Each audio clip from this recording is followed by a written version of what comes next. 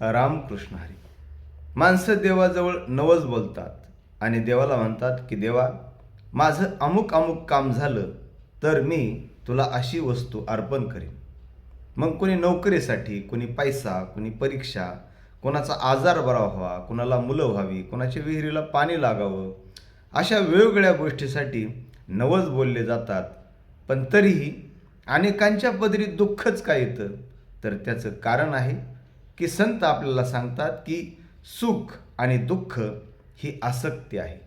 आणि ज्या वेळेस कोणतीही गोष्ट अपेक्षेने करतो तिथं हाव निर्माण होते. जिथं लोभ आहे, हाव आहे, अशा ठिकाणी दुःखच मिळणार.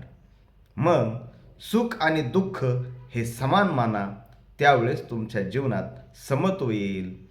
सुख दुःखे समे कृत्वा लाभा लाभो जया जेव. म्हणजेच सुख आणि दुःख, लाभ हानीमध्ये आपण सम राहता आलं पाहिजे.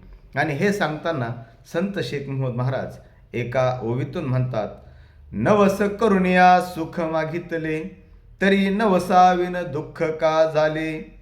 दुःख सुख न पाहिजे वागविले, हळहळ सांडोनिया. रामकृष्ण.